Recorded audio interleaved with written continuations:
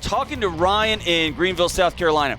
So, Ryan, just to recap for folks who are just joining us, you qualify for the student loan forgiveness program. You and your wife have some student loan debt. You've got some little kid. You don't feel like it's right.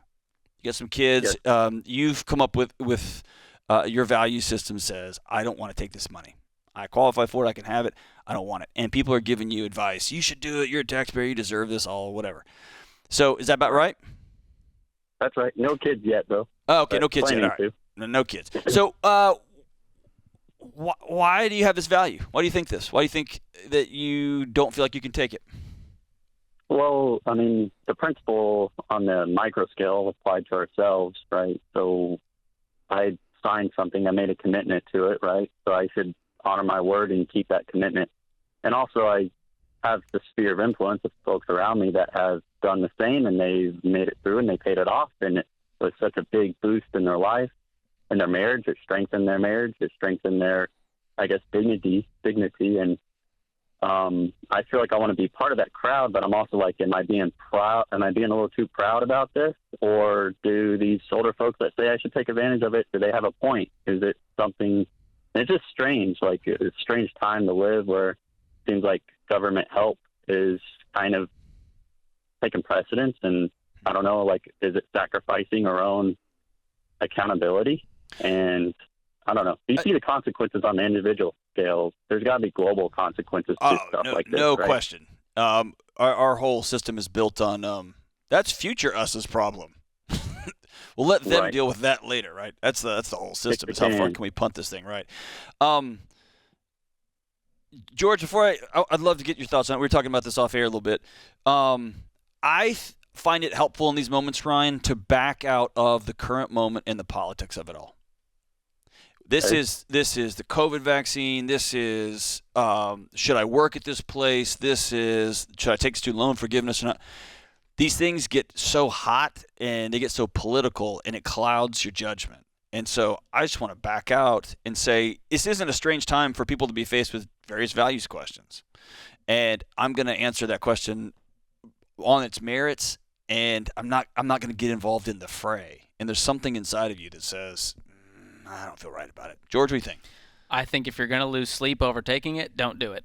And if it's going to propel your financial journey, that's fine too. But my issue is kind of feeling like you're on a high horse and you're better than folks who took it. Right. And you're going, well, my values say it's a bad thing.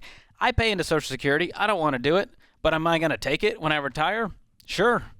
I paid into it. Stimulus check. We got stimulus checks. All right, I'll take it. I'm not going to go like, I'm going to refund this back to the government because I don't believe in stimulus checks. Gotcha. So I just don't think I disagree with the entire premise of it, but I also don't have a strong enough moral compass to go, absolutely not. And you bring up something important, Ryan, and let me tell you how I personally deal with these things, right? So I take the politics out of it, and then I make my decision, and then I tell no one. Because if I feel like I have to announce my values, my personal values, and my personal choices to the world, then I'm virtue signaling. I'm not sticking by a principle. I'm doing something so that I can make an announcement about it instead of, this is a personal value. Like when people take social media fasts and they have a big post about why they're taking a fast because they're better than all of us for getting off social media. Like that, John? Kind of like that. So, Ryan, if your values say don't take it, don't take it. And don't lose a second of sleep over it. And here's the thing. You don't have to you're going to ask 40 different people and you're going to get 40 different answers. Right? Right. So sit with your wife and y'all make this decision on your own, one that you can sleep with, and then let that be your decision. And let this be practice for future values-based decisions you're going to have to make in the future. And let them be yours and yours alone. I think one of the challenges we've run into is we have to make hard decisions in our lives, and then now we have a platform to tell everybody about them, and it quickly divides up the world, and people stop being neighbors and they stop being parents on a softball league or parents sitting on the sidelines of a kid's dance recital, and it becomes you versus me. And, man, stick by your values. Love them.